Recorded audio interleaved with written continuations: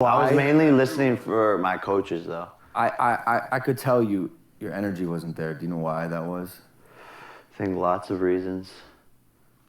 Yeah.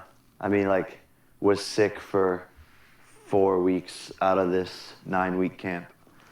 Oh, yikes. And then was traveling jet lagged for like another week out of that.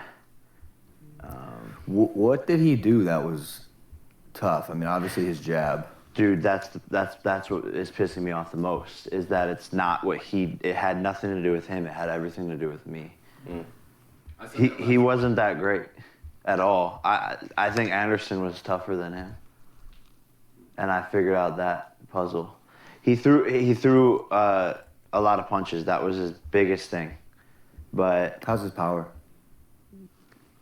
it's good. It's good. So it's whatever. I mean, Do you have any feelings or anything to say to him regarding his...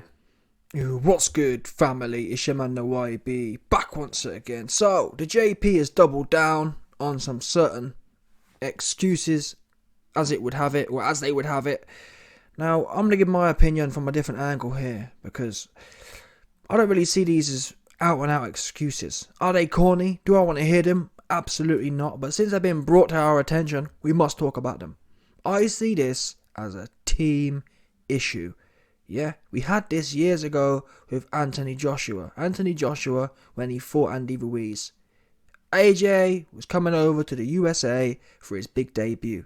He was allegedly, well, not allegedly, he's admitted it now, he was sick at the time. And for whatever reason, his yes men, cornball team didn't come out and say, sit down somewhere. Yeah? Sit down somewhere. We fight when we are ready. Not when whatever else. It's no good losing. Yeah, it's no good being a big hero and losing. You understand? I don't get that one. There's no medals for turning up sick and losing. But that's what a good team of real honest people, that's how they hold you down. Fake yes men. Oh yeah, Jake Paul, don't worry if you're sick. Let's keep pushing through. And I ain't gonna lie to you. Do I believe Jake Paul was sick? I don't know what to believe. Why? Well, I have to admit, Jake Paul to me was looking full of beans over the last few weeks. For me to sit here, and I've seen fighters in the lead up to fights looking off. Can I sit here and tell you Jake Paul looked off? I can't. He looked full of beans to me. So I don't know about the sickness. What I do know is, if he was sick, it's no good telling us that now. Because this cornball here, J. Leon Love, he must have seen that. Now, if you've got a 9-week camp and you're sick for half of it, what planet are you on thinking you can jump in the ring for your hardest fight on that basis? After all, Timmy's pulled out. And yeah, we clowned him. But look at him now. No one will remember the fact that Timmy pulled out 2 times. In fact, no one even now has mentioned it. Let's be real now. Who, after the judge got the score for Timmy, in the last week since the win for Timmy, who have you heard mention? Yeah, but he pulled out 2 times. No one cares. And that's what's important. And that is what I do actually salute Team Fury for. Team Fury, not just Tommy, but Tyson. They're renowned for pulling out. Always pulling out of fights. Always delaying fights. Always rescheduling. But really, Tyson Fury's undefeated. Tommy gets a W. That's what's important. That's what history will remember. They won't remember you trying to be, oh, but why be Jake Paul was a hero for being injured for 4 weeks. But this really shouldn't be Jake Paul's fault. Jake Paul's not the professional guy who's been around the sport for 20 years. And that's how I know Jake Paul's team, including Nakisa, is full of yes men, masturbators. They're all trying to stroke Jake off. Because if they weren't, Nakisa or BJ or Blowjob could have stepped in and said, listen, Jake Paul, I care about you. I'm a trainer. You're hiring me for my knowledge on boxing. You're not hiring me to suck your ego off. Ego is to say, Jake Paul, we're going to knock the guy out even if you're sick. That's ego. Yeah? Knowledge and wisdom says, listen, we're not in a rush. We don't need to try and be Superman. There's no medals for number 1, there's no medals for second place. Number 2, there's no medals for being a hero, fighting sick. There's only medals. History only remembers the victors. It doesn't remember all the great people in history here who have lost. It doesn't remember all the story. Name me one big historic battle where people remember while no one cares. You got the winners and everything else. Did you win or it doesn't matter? And Blowjob Flores and Nikita, they should know that. Especially when you're dealing with this kind of brand. Jake Paul's brand is built on winning, and it had the whole cult following behind it. That's gone now. You can't. And what these guys, these $1 million guys, don't appreciate. Once that's gone, it's hard to bring back, if not impossible. Do you understand? That buzz is gone. That's just what it is, people. That role is actually gone. Bottom line, you're just like Logan in that sense. Look at KSI. KSI, we can all critique what he's doing, but his buzz is still alive. That's what it's about. That's what should be put first. Now, I wouldn't be saying this, but the fact Jake Paul's come out and said, I was sick, well, it's no good. If you're going to tell us that now, the question is, if you were sick enough, if Jake Paul was sick enough to mention it after this fight, that tells me he must have been sick enough to delay the fight. Because everyone knows people get critiqued for making excuses after a fight.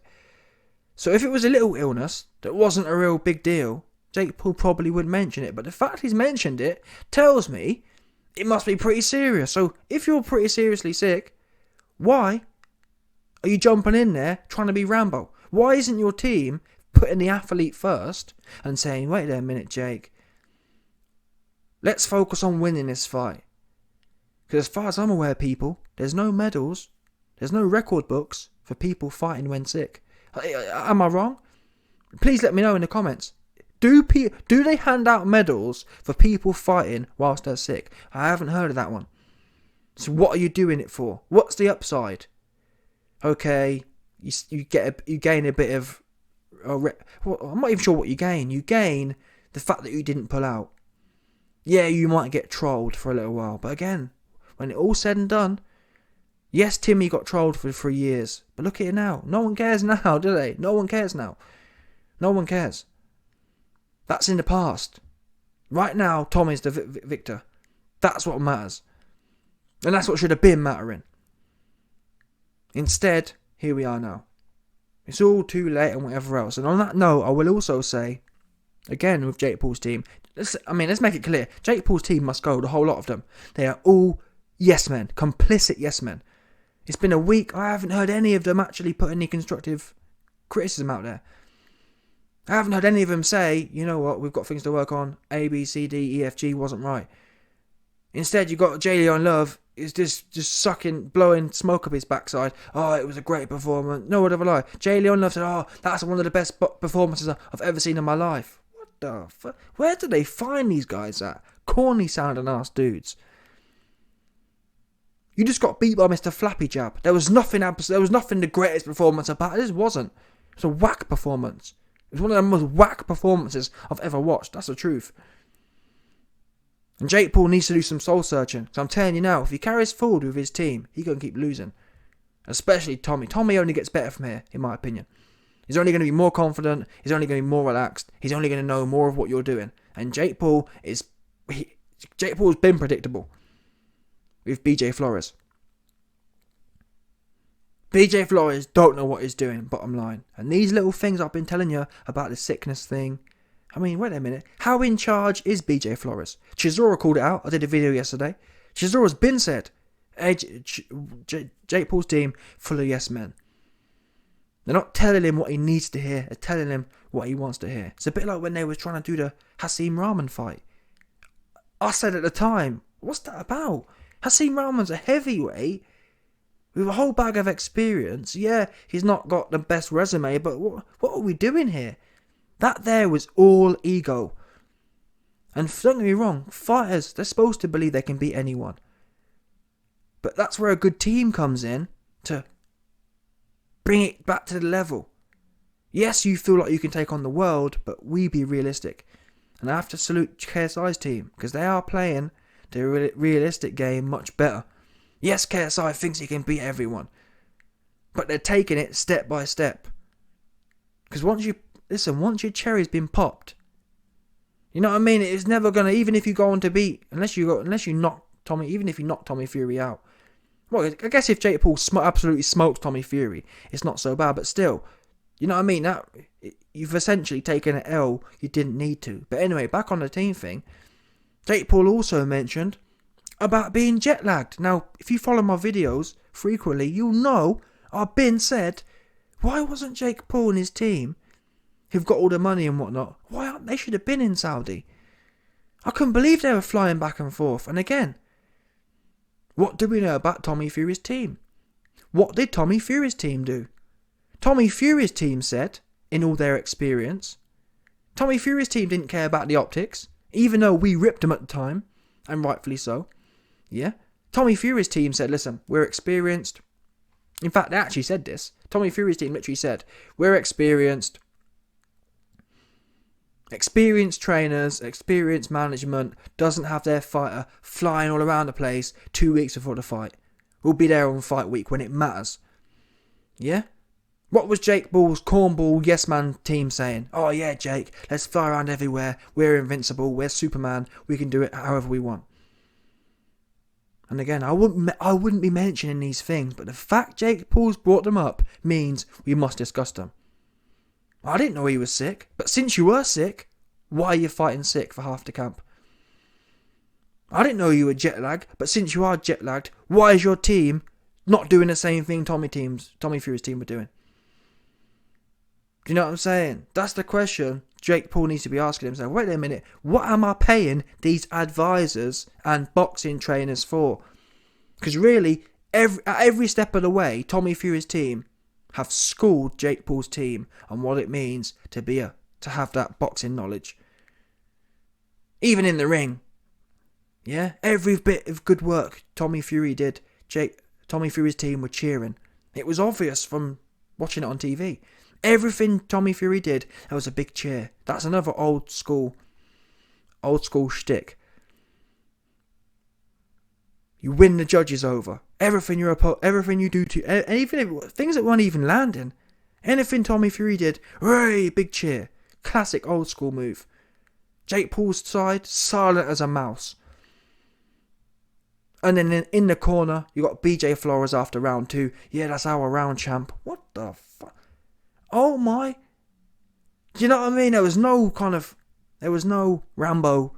Jake Paul after 5 rounds, he needed a Rambo talk. Hey, listen, we could be down 4 rounds. It's time to get it. Yeah? It's time to show this cornball how we do it from the O. Yeah, it's time to show this cornball how we get down in the O. That's what should have been said. Instead, you got blowjob Flores. Oh, that's our round. We win this one. What the fuck? Where do they find these guys at? But these guys don't care about Jake Paul. These guys care about Jake Paul's bag. They in his pockets. Oops. Jalen Love, blowjob, all them man. Now I get it. They've got to live, but Jake Paul needs to kind of.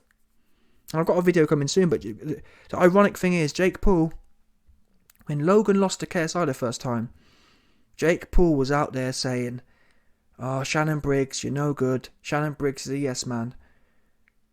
Shannon Briggs was cheering on Logan to lose. And now look, all the things Jake Paul was mad at Logan's team for, his team is actually, I'd say his team from what I've seen, are worse than Logan's team was. Facts, big facts. You've even got Blowjob saying he's not even sure we can win the rematch. Wow. You've got a guy in your camp, the head trainer, don't believe now after, and let's not forget, it's not like fair enough, yeah, if Blowjob Flores before the fight was saying, listen people, I'm realistic and it's a 50-50 fight, fair play, but Blowjob was at it saying, oh man, you know, it's a whole rep. Timmy Fumbles, he a whole snack. Oh, we gonna be eating in 24 hours. He was doing the most talking. But now after the fight, all of a sudden he, you know what I mean? All of a sudden he thinks it's impossible to win. And truth be known, I don't even disagree with him. I believe under Blowjob Flores, Jake Paul has close to 0 chance. It hurts me to say it, but it's the truth.